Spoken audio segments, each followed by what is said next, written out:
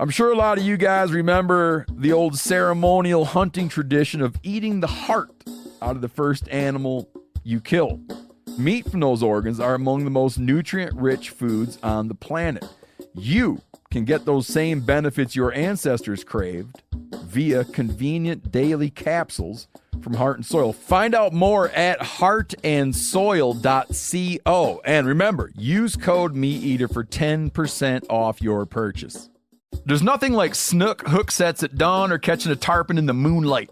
Find your next fishing trip made easy on fishingbooker.com and experience the magic of the Sunshine State or any other destination on your fishing bucket list. Book a blue water adventure in search of sailfish or go snapper fishing with the kids. With over 6,000 captains and trips to choose from, planning your next one just got a whole lot easier. Download the Fishing Booker app on the Google Play or App Store or visit them online at fishingbooker.com to book your trip today.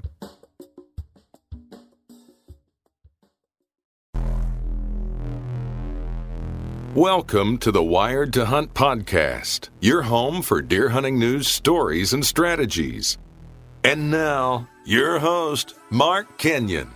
Welcome to the Wired to Hunt podcast. I'm your host, Mark Kenyon, and this is episode number 314. And today in the show, we're back for another Rut Fresh Radio episode in which we're getting the latest intel from across the country on the whitetail rut, how deer activity is changing, and the tactics that are working right now.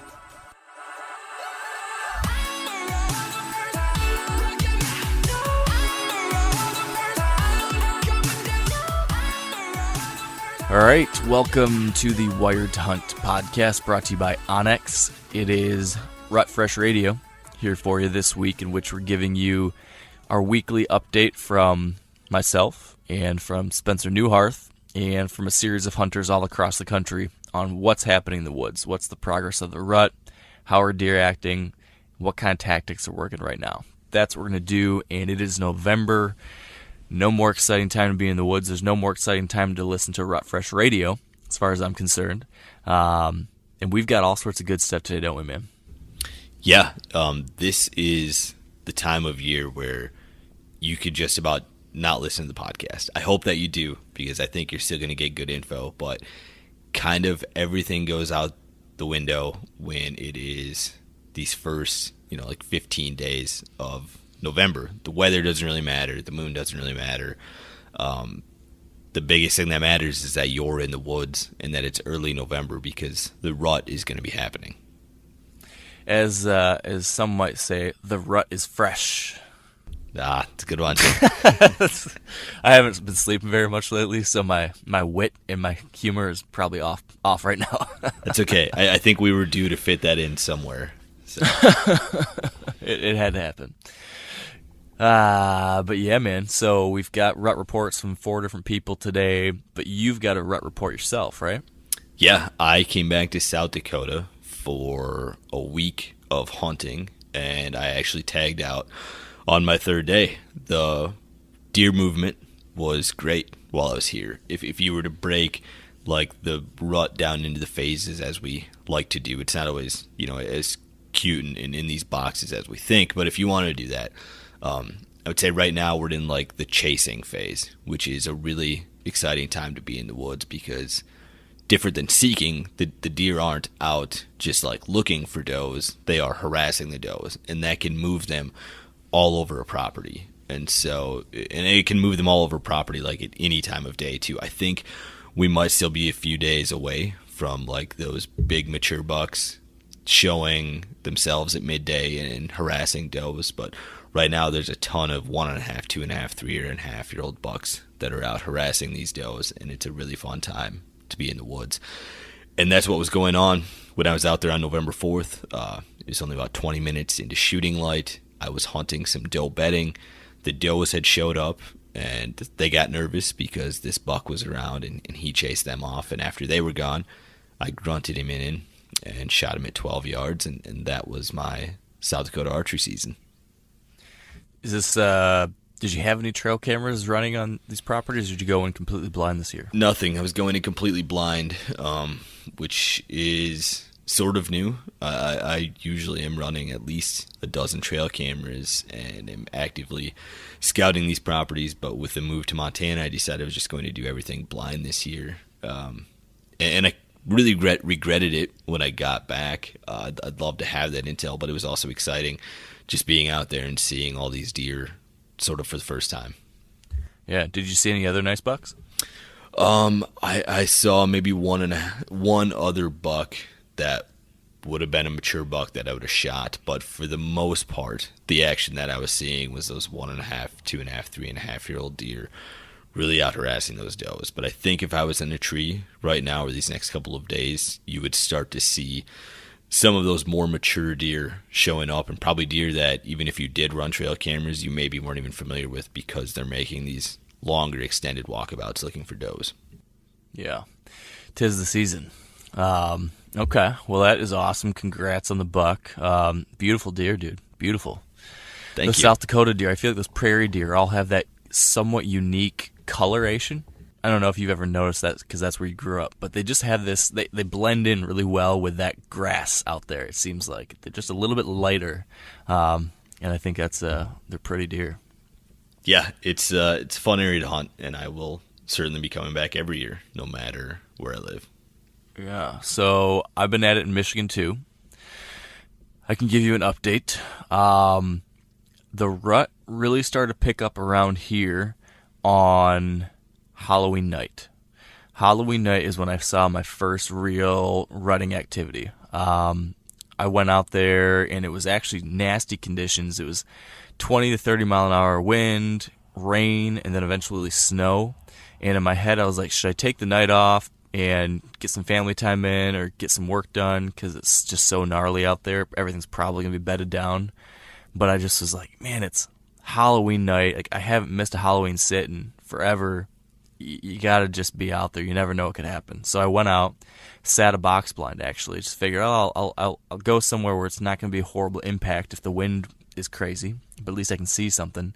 And ended up seeing a ton of deer. Bucks were all over the place, and I saw my target buck for the first time while hunting. I saw Tran. So Tran was back in the bedding area, and the neighbors, I could see him. He started like running around, and then he actually ran all the way right to the edge of the property I can hunt, and then spun right at the last minute, probably at 60 yards, and then a doe had popped out, and he spun and chased her up, and then ran way off in the distance. But it was cool to have that first encounter. That was exciting. And then the next day was November 1st, so I was starting my all-day sits. Sat that day, and in the morning, I'm hunting downwind of a doe bedding area, just like you were. And I have a couple young bucks come cruising through, and then I spot a big set of legs off in the distance, pull up my binos, and right away I can tell that's a good buck. And then I all of a sudden realize, ooh, that's this buck I've been calling RB. My buddy was like, ooh, man, that buck's risky business, because we didn't know if he was 3 or 4. So I was referring to him as RB. That's him. Give him a grunt, and then he just turns and starts walking right at me, and then stops, rips up a tree, and then comes right in. Now this buck, I can't remember. Have we talked about this buck, you and I, yet? No. Okay. So this is a deer I saw all summer when I was out glassing bean fields in the property. It's a really nice deer. I kind of assumed that he was 3. He's maybe 130s type 10-point buck, which is a really good buck for around here. I've only had a handful of bucks like that on this farm ever. Last year with that buck Frank I killed, he was an anomaly. We never have deer like that. Usually, 120 class 3-year-olds are the best we've got in the farm. Well, this year I had a 130 class 3-year-old 9-pointer, and then a 130-something inch 10-pointer, this deer that I was thinking was 3 as well. But I started looking at trail camera pictures of him throughout the fall, and I'm like, dang, maybe he's older. Looking at the body, I was like, gosh, some of these pictures, he looks like he's got a tank of a body. So I've just kept on going back and forth. I've been, thinking about Tran so much, this 4-year-old 8-pointer that I passed last year, that I really thought this year was going to be all about Tran. So I've been so focused and trying to dial in what he's doing and trying to get in there after him. And so I kind of get hung up on that single buck thing, as you know. But then I started looking at pictures of this deer RB, and I'm thinking, man, if he's 4, 4-year-old buck in Michigan, that's something you can't pass on. So I just kept on going back and forth in my head. Every time I go out to the tree, I'd look at a picture of him and be like, what would I do if he showed up? And then I kind of left it at, it'll be a game time decision. If he shows up and he just looks like an absolute tank and you get pumped up, let it rip. If not, don't. Well, November 1st, here he comes. And he comes in on a string, comes right in, and steps into my shooting lane. I draw back. He's at 20 yards, and I still am like, I don't know. And so I didn't shoot. I just couldn't bring myself to shoot in that moment. Because if I shoot that buck, then I'm not going to hunt Tran the rest of the year, because I had to save a tag for the back 40. So it would have been the end of my hunting on this property that I like to spend a lot of time on. And what was the date of that again? The morning of November 1st. And he was just out cruising, and he came in right to that grunt call, passed on him, and then as he walked away, I got more time to look at him, because when he came in fast, he came in through the brush. I knew it was him, but I couldn't really look at him well. But as he walked away, I could see him, and I'm like, oh boy, he looks really nice. I mean, he's a nice buck. One of the top few deer probably as far as antlers and body, that I've had on this farm over the years. But I passed on him. And then at that point, I was like, well, you're crazy, but you sure as hell better get a shot at Tran after doing that. So hunted the rest of the day, saw some more cruising, lots of 2-year-olds up on their feet cruising around, 1.5-year-olds as well. And saw a decent 3-year-old that night. Again, all doing the same thing, checking out doe bedding areas. The next morning, I go back into the same general zone, but just bumped one doe bedding area over. There's kind of a series of 3 doe bedding areas on one side of this property. One of them is on the neighbors, 2 of them are on mine, and I can get kind of along this line, and then you'll get these bucks that go from bedding area to bedding area to bedding area and just follow the edge of it, and I'm on that edge. Well, at first light, I hear crashing around behind me, and I turn around, and I just see a profile of a rack passing through the brush, and I'm like, bam, instantly could tell that was Tran. And he was right there, I don't know, 30 yards probably, but this is before shooting light. This is, as it's just light enough that you can see stuff, but I would never be able to get a shot, and it was still too early. I saw him pass through. He was in there, and you could just hear crunching around and things snapping something, and man, he's in there with a doe. The way it sounded like it was he was in there for a long period of time, but he never popped out again. I couldn't see him, couldn't coax him out, nothing. So then I wait, I watch, and then a little 2-year-old 8-pointer comes running out. And then I start second-guessing myself. Was this the buck that was in there the whole time? Did I somehow, in my head, just get overexcited and think it was Tran, and instead it was this 2-year-old 8? Well, he putts out, and then a doe heads out, and there's no other buck behind her. So then that's what I end up thinking, okay, that must be what happened. So I feel kind of like an idiot. I was getting all fired up, and then the buck I thought it wasn't even in there.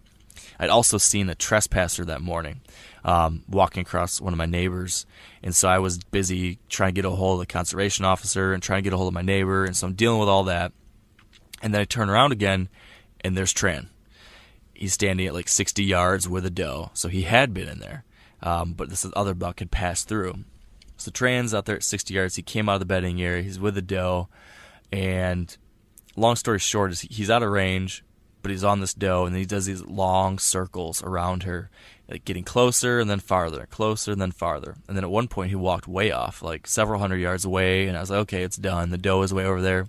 And then I look to my right to see what's going on, if there's anything behind me, turn back, and there's 4 or 5 does running right at me at 20 yards, and Tran's right behind him.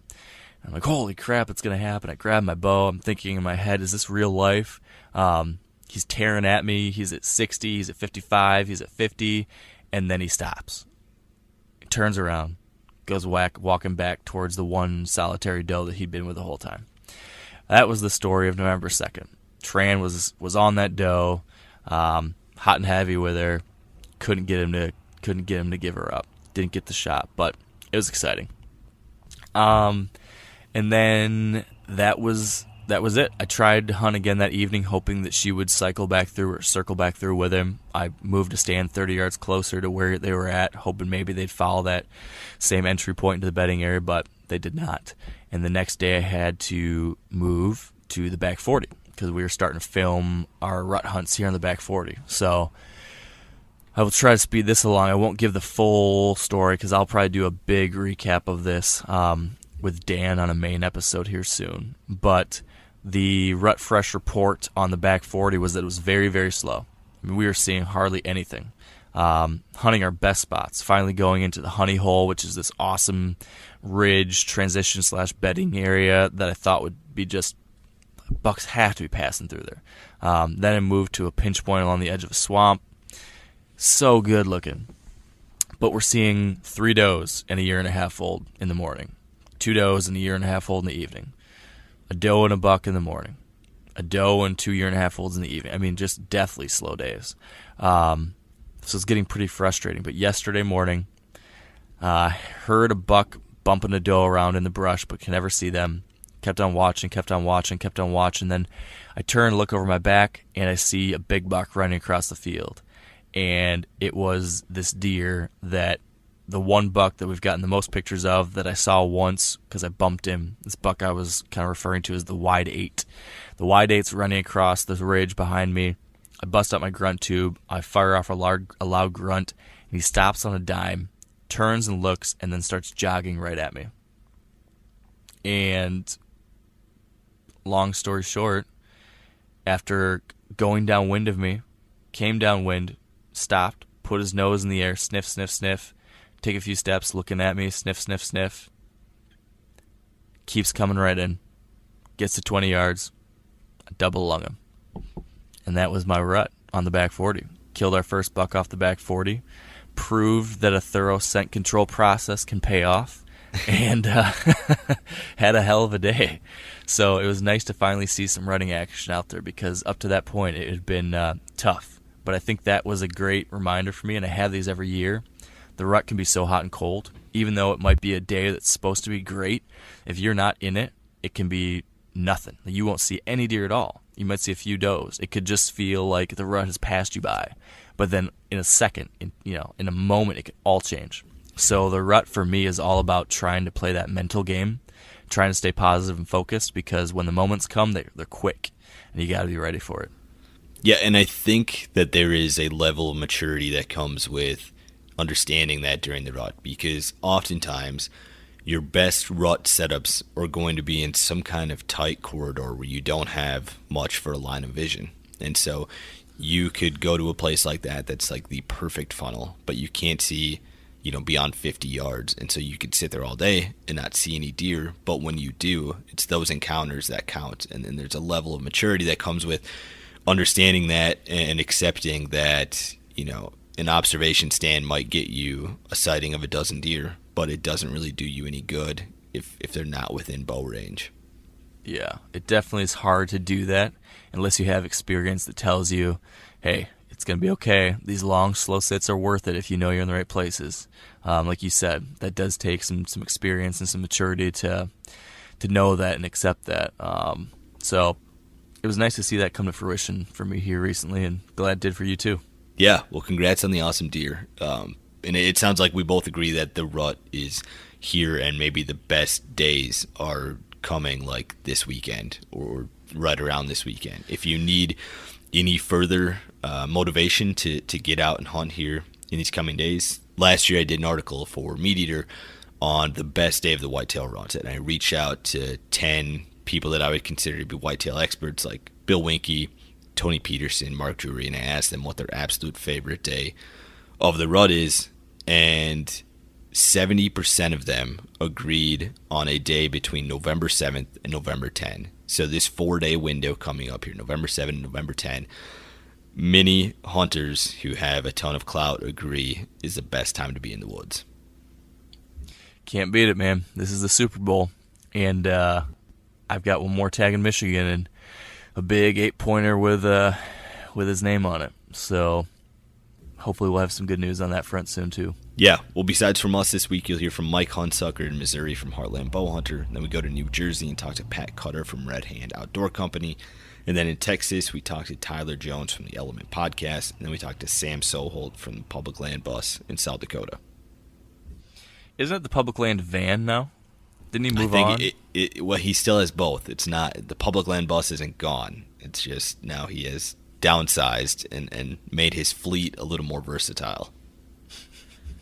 Nice. Versatility is key. That's a key thing to think about during the rut as well. So, with that said, I'm ready to wrap this up if you are and get to those interviews. All right, happy rut, and we will talk to you next week. Now, a lot of you guys are familiar with the old hunting tradition of eating, some organ, the heart or a chunk of liver off the first animal you kill. I had that when I was a little kid, and it was a big deal. Organ meats were always prized by frontier people who knew the importance of getting a lot of different minerals and nutrients. And as often is the case, those guys were onto something, because organs are among the most nutrient-rich foods on the planet. And you can get the same benefits your ancestors craved via convenient daily capsules from Heart and Soil, made exclusively from regeneratively raised, grass-fed, and finished cattle. Heart and Soil's unique freeze-drying process means all those important nutrients are trapped in, ensuring you experience every one of the benefits of nature's superfood in a clean, convenient, taste-free capsule. Find out more at heartandsoil.co. And make sure to use code MeatEater for 10% off your purchase. That's heartandsoil.co.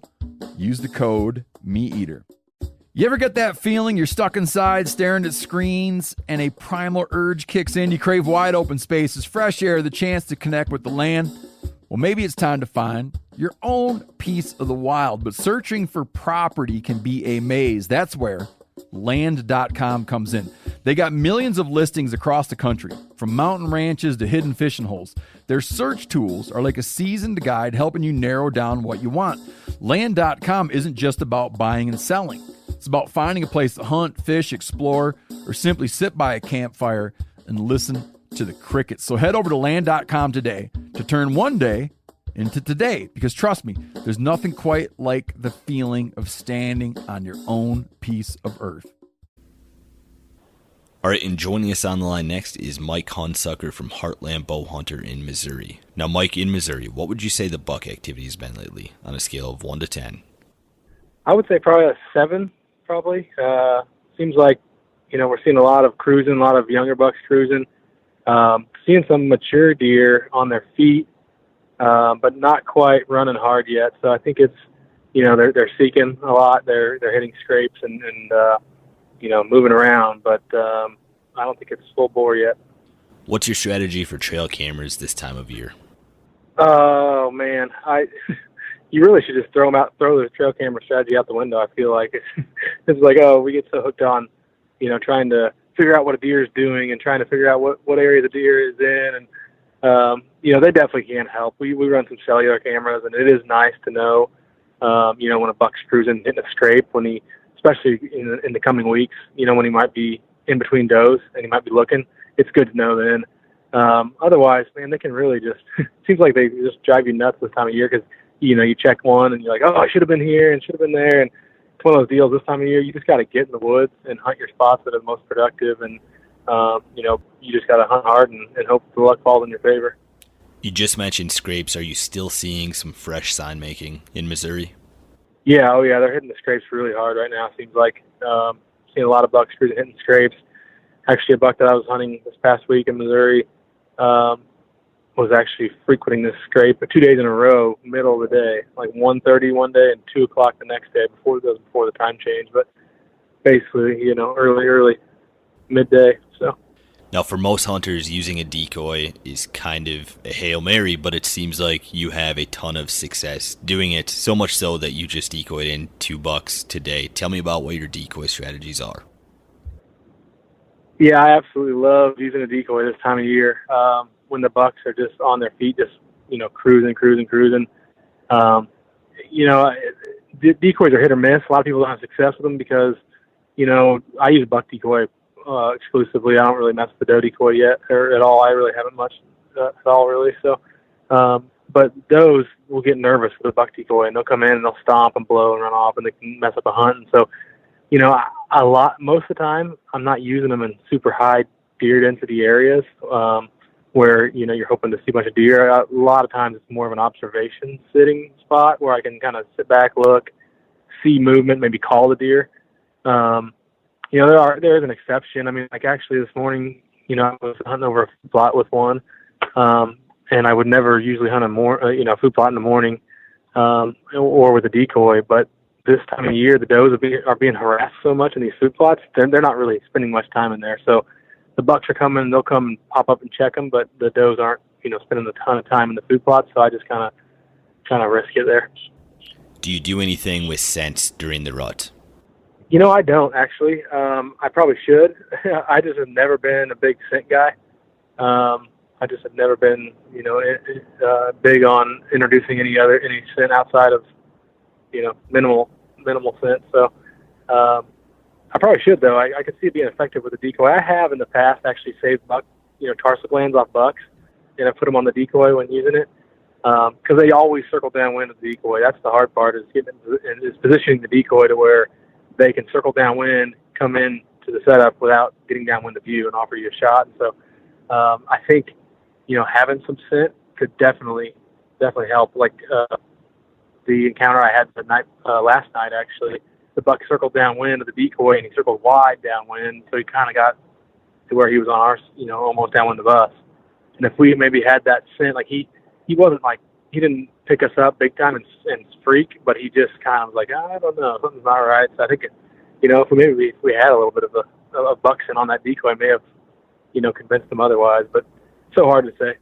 When you do make a shot using a decoy, how does that often play out? Are you making the shot as the buck approaches the decoy, or is it right after it gets up to the decoy? How does that usually go for you?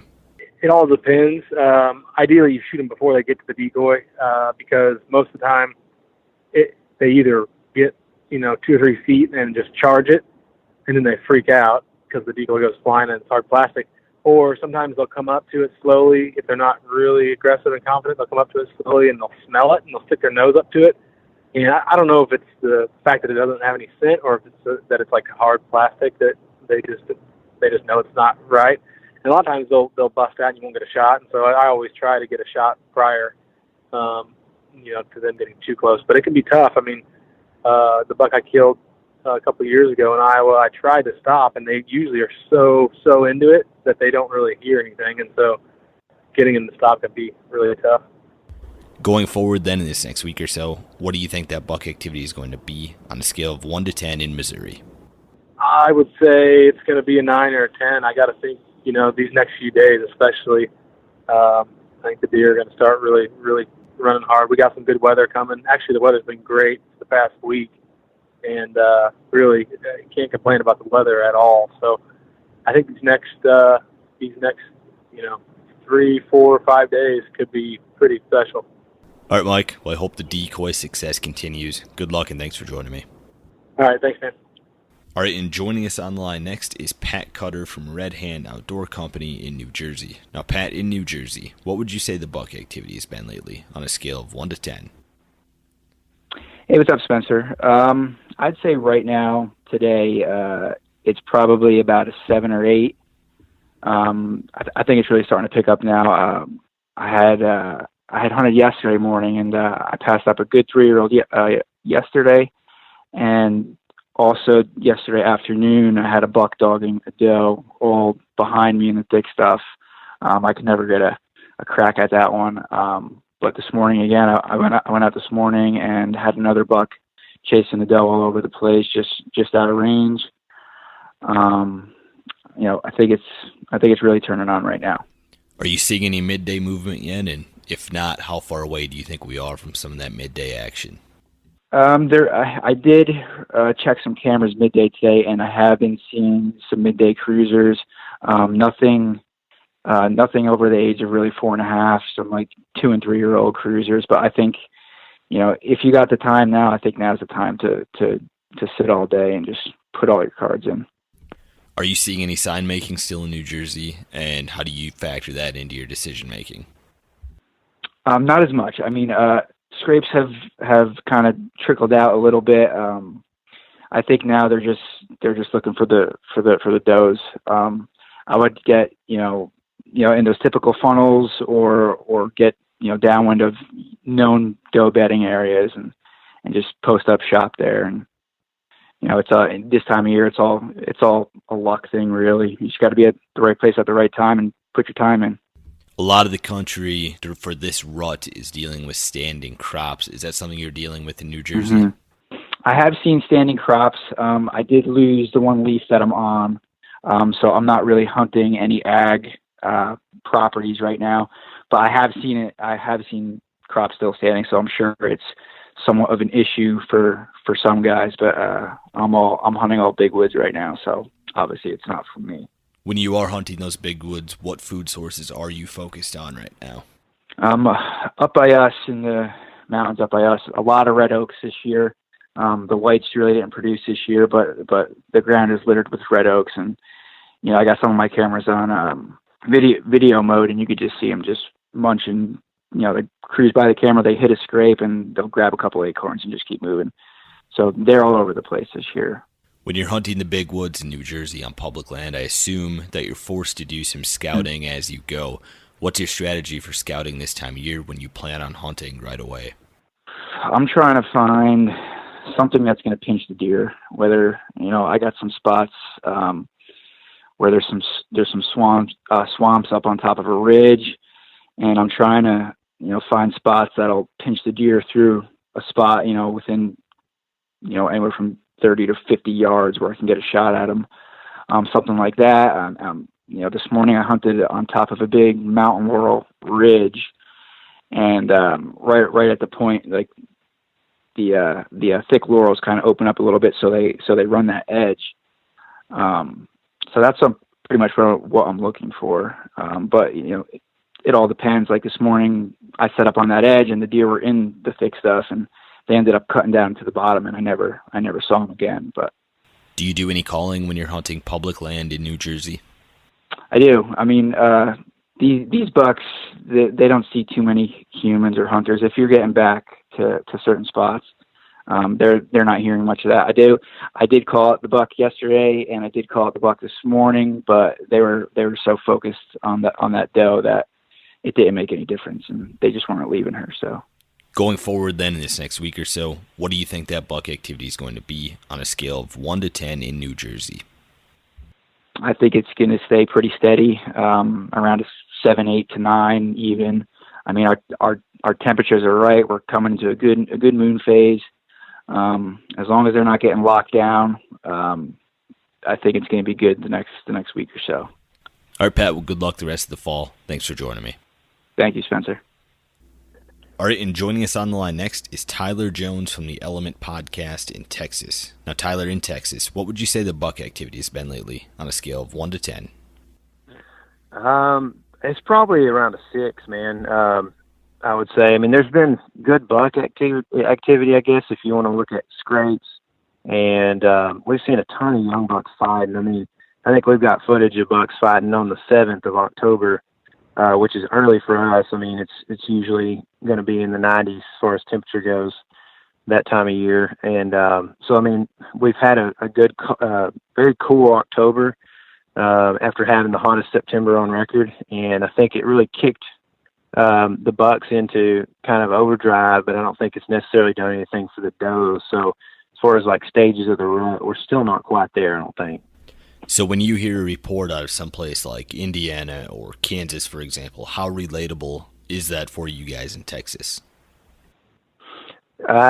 We don't typically pay a whole lot of attention to it. I mean, and there's so many different ecoregions in Texas where, we've got a coastal region, we've got the Panhandle region, mountains, piney woods, all these different regions. So there's different windows. I mean, we have deer that rut in August and in the brush country of South Texas, then they rut in mid-December. So it's definitely, very specific to the region. But overall, we don't pay attention to a lot of that. I mean, I got a report from a buddy yesterday, and he said he saw bucks chasing at midday in Iowa, and essentially saying, "Get up here," which I can't right now, but it doesn't mean a whole lot to us because I'm actually on a hunt here in Texas and a different part of the state than I live in, and it's it's still deer checking scrapes and kind of light cruising real early in the morning, but there's nothing late morning at all. Are you seeing much for sign making right now then? Yeah, there is a pretty good number of scrapes. Haven't seen a ton of roads yet. I think in the last week or so, temps have been pretty moderate. I know at home they've been in the low to mid 70s. Where I'm at right now, we're still pushing into the mid 60s, even though it's kind of cold in the mornings and at night. So it's I just don't know that they're all swollen up and ready to push trees around too much. I'm seeing a few here and there, but mostly still scrapes. And actually, a guy on this hunt this morning shot a real nice 8-point on a scrape this morning. So it's definitely an effective thing for us here. If you're not seeing much for rutting activity, then I imagine a lot of your focus has been on food. What food sources should hunters be looking for right now in Texas? Oaks, back home where I'm at, oaks are predominant food source. Had another buddy shoot public land deer in late October, and he said there wasn't a thing in his stomach except for acorns. And so, what we'll do is usually start out in mid-October, early October, hunting these shoe-marked oaks back home, which are a red oak with a big acorn. And by this point, those are starting to fade. We've had a lot of the swamp oaks, the willow oaks. Those kind of oaks have dropped these really bright orange acorns. They're on the inside, they're bright orange. So they've got a lot of tannins in them, but they start to break down this month, and especially into December. Those will become a pretty good food source. Persimmons are also something that is, depending on where you're at and how much wind you've had, they're probably about right now. They may be on the back end of that a little bit. So those are kind of the natural food sources that we focus on this time of year. In a state like Texas, where you have limited public land and a lot of hunters, what is your strategy for hunting public land during pre-rut? It's really just about, the more I look at it, I bounce around a lot. And I think that it's more about, we run some trail cameras. We can usually see deer. If you see deer in August, you usually, in even September, early September, you don't see those deer again, in my experience, throughout the season, hardly at all. But from that, back half of September on into October, if you can use some pretty recent trail camera information, then just sitting there several nights in a row on good winds, underneath oak trees that deer may be feeding on is really a good tactic. And it doesn't really, like you were saying, there's limited public land in Texas, so it doesn't really matter. If you can see a place on the map that looks good and it's a mile and a half in, there's probably going to be a stand there. So it doesn't matter how far you go in, really. It's really just about getting boots on the ground, even this time of year, and finding fresh sign and then just hunting it. Going forward then in this next week or so, what do you think that buck activity is going to be on a scale of 1 to 10 in Texas? I think across a lot of maybe the western half of Texas, we're really going to see the deer. When I say western half, probably about Interstate 35, which goes through Dallas-Fort Worth. West of there, probably going to see a lot of the whitetails are going to be really ramping up into the rut as we go into the next week or so. East, I think, out back where I hunt, where we're from, in our home or at our home, it's going to be probably more towards the middle of the month when we see things really start to, kind of get to that chaotic level a little bit. So still got, a couple weeks before we get there. But yeah, so western half of the state, I think it's going to be really good. I think we've got cold fronts coming in later this week, so that should really just tip the scales. All right, Tyler, well, good luck to you and Casey from the Element Podcast. Thanks for joining me. Thanks, Spencer. All right, and joining us online next is Sam Soholt from the Public Land Bus in South Dakota. Now, Sam, in South Dakota, what would you say the buck activity has been lately on a scale of 1 to 10? This first part of November, I would say it's somewhere between a 5 and a 6. There hasn't been like all out chasing. There has been some smaller bucks that are cruising after does, and a couple of more mature deer chasing, but it's not on fire yet. Now that seems low for this time of year. Is that historically the kind of number that you would give, or is there something this year that's making that buck movement maybe a little bit worse for bow hunters? Typically this early in November here, it's kind of really just starting to kick off. And this year, I think what changed, kind of what's been keeping it lower, is the fact that basically the entire eastern half of South Dakota still has standing crop because of all the water back in this region. But yeah, I think a lot of the deer are, if they are running hard, they possibly just doing it in the middle of a cornfield instead of going through transitions or thickets or timber stands. All that water that we've had in the Great Plains, has that changed anything else for you besides the delayed harvest? For me personally, it definitely changed some access points, some places that had to work around to get into still. And I think it has changed deer movement. One area that has historically seen a few deer, and the majority of the deer would bed in a cattail slough nearby. It is absolutely full of deer this year simply because they are displaced by the water. So I think it's definitely changed how deer are using the terrain, but it's also an opportunity to find some funnels and pinch points because of that water this year that probably didn't exist for the past decade.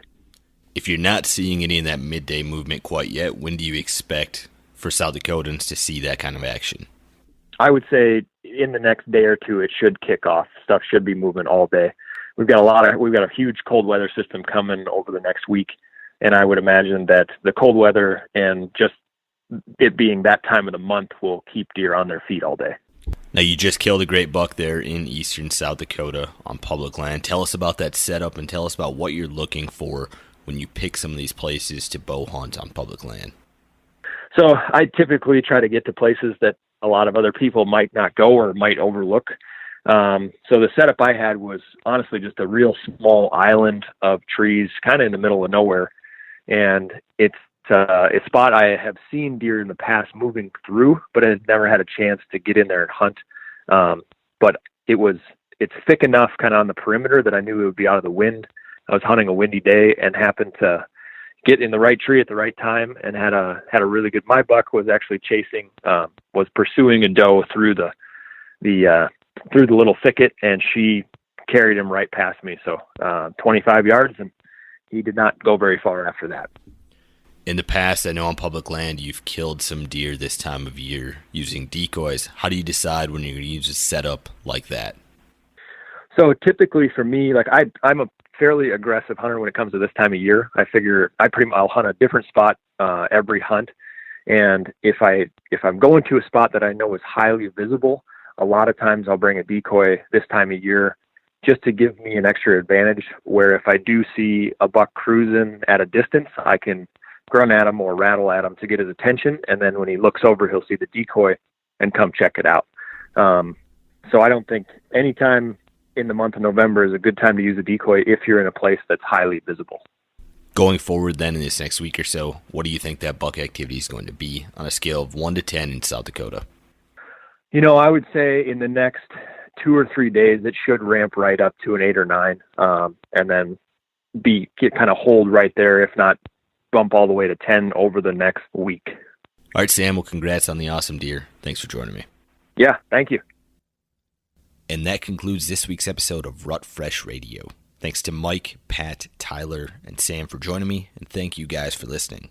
This is the absolute best time of the year to be in the woods. I hope everyone has a chance to take advantage of it.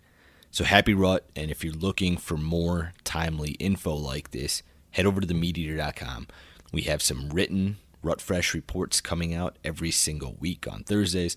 We also have a ton of other great whitetail content from people like me, Mark Kenyon, and Tony Peterson that will hopefully help you tag a buck this year. We'll talk to you guys next week, but until then, stay wired to hunt.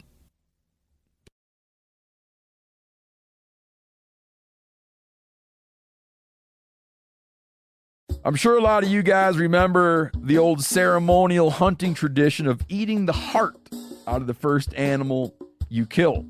Meat from those organs are among the most nutrient-rich foods on the planet. You can get those same benefits your ancestors craved via convenient daily capsules from Heart and Soil. Find out more at heartandsoil.co. And remember, use code MeatEater for 10% off your purchase.